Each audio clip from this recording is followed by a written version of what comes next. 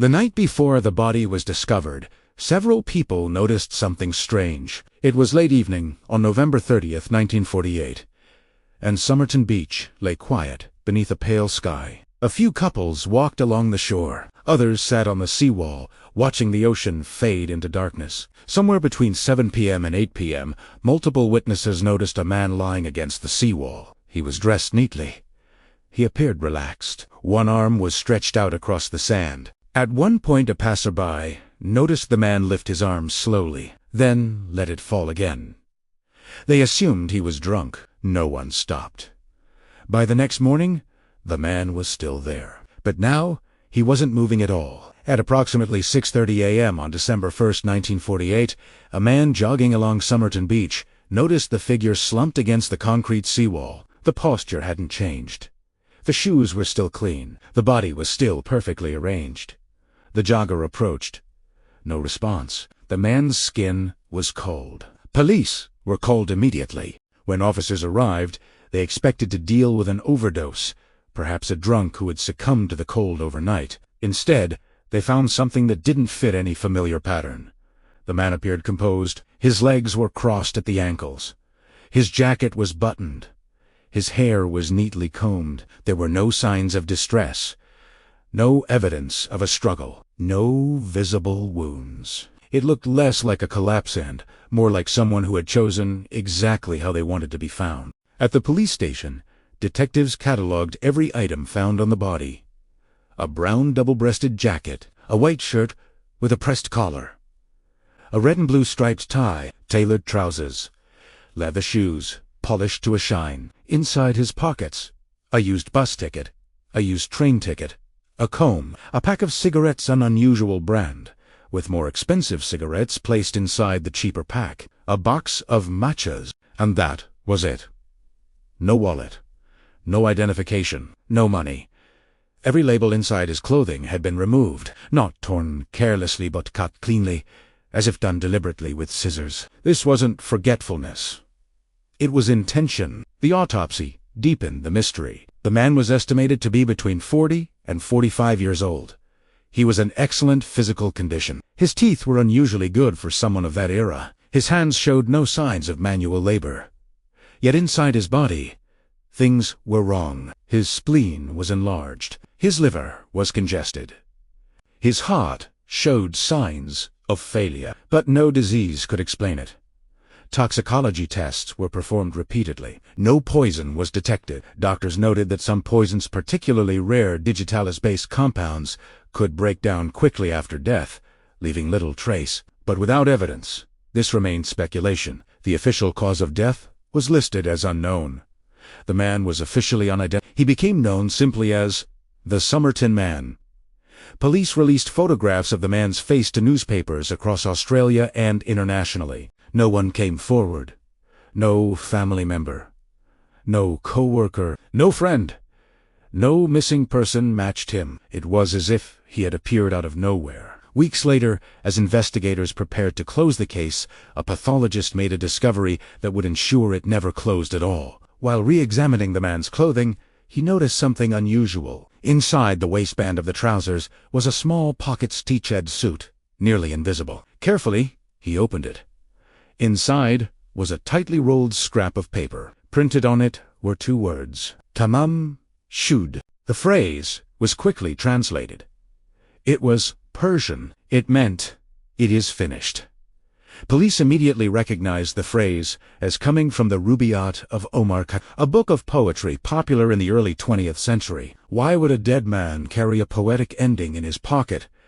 And why had it been hidden? A nationwide search began for the missing book. For months, nothing surfaced. Then, unexpectedly, a man contacted police. He claimed that shortly after the discovery of the body, he had found a copy of the Rubaiyat abandoned in the back seat of his car. The vehicle had been parked near Somerton Beach.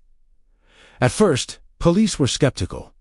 Then they examined the book. The final page had been torn out.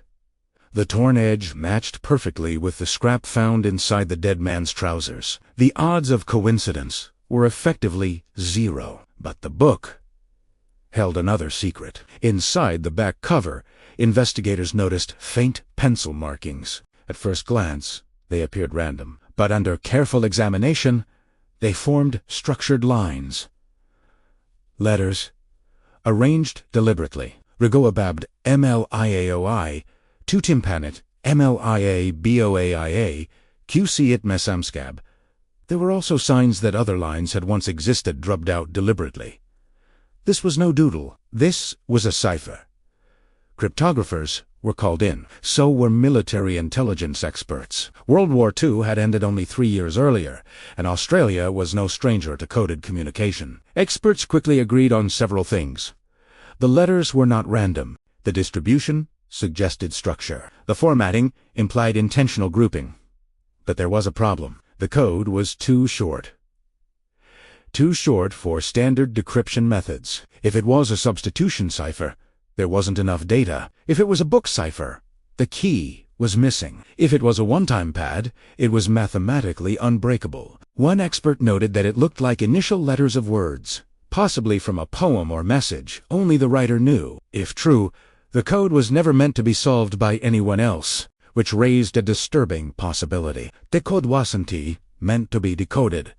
It was meant to stay secret. While analysts debated the cipher, detectives followed another lead, hidden inside the book.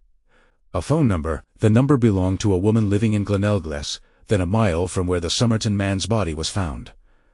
Her name was kept out of public records. She became known only as Justin. When police arrived at her home and showed her a plaster cast of the dead man's face, witnesses later reported that her reaction was immediate and severe. She went pale. Her grip tightened on the chair. For a moment, officers thought she might collapse. But she denied knowing him. She claimed she had once owned a copy of the Rubaiyat but had given it away years earlier to a man named Alfred Boxall was located. He was alive. He still had his book. The final page was intact, which meant the dead man was someone else, someone connected to Justin, someone she did not want to talk about. As police investigated further, unsettling details emerged. During World War II, Justin had worked as a nurse. She spoke fluent Russian. She lived near restricted military sites. She associated with men involved in classified work. Suddenly, the case took on a new dimension. 1948 was the dawn of the Cold War. Espionage was not hypothetical, it was real. And spies, when compromised, were often erased quietly, poisoned discreetly, left behind without identification. The Somerton Man fit the pattern too well. Physical details added to the intrigue. The man's calves were unusually well developed, a trait common among dancers, runners, or men who spent extensive time on their feet. This condition was uncommon, almost distinctive. If his identity were ever discovered, this trait could confirm it. But no records matched him. Not domestically. Not internationally. Years passed. The Somerton Man faded from headlines, but not from memory. The code remained unsolved. The identity remained unknown. Theories multiplied. Some believed he was a Soviet agent eliminated with an experimental poison. Others believed he was a romantic figure, heartbroken, staging a poetic suicide. Some argued the code was meaningless, a deliberate distraction. Others believed it held the key to everything. Each theory explained some details, but none explained all. Decades later, technology reopened the case. DNA testing had advanced dramatically. Preserved samples were re-examined. Genealogists traced distant relatives. The results shocked many. The man's genetic markers suggested ancestry tied to Australia, not Eastern Europe, not Russia. This challenged the spy theory. He wasn't foreign. He was local, which raised a far more disturbing question. If he belonged here, why had he been erased? One final detail lingered. When the man died, a cigarette rested on his collar, not clenched in panic, not crushed, just resting there, as if he had taken a final breath, and calmly let go. No struggle, no fear, no resistance. The Somerton Man was buried without a name. His code remains unsolved. His story remains unfinished. And perhaps that was always the point, because the message he carried was not meant for us. It was meant for himself. 2 words. A final statement. A closing chapter. Tamám Shud. It is finished. And yet, here we are. Still searching. Still asking. Still staring at a code written by a man who vanished without explanation. A mystery that refuses to end. Because some stories don't want to be solved. They want to be remembered.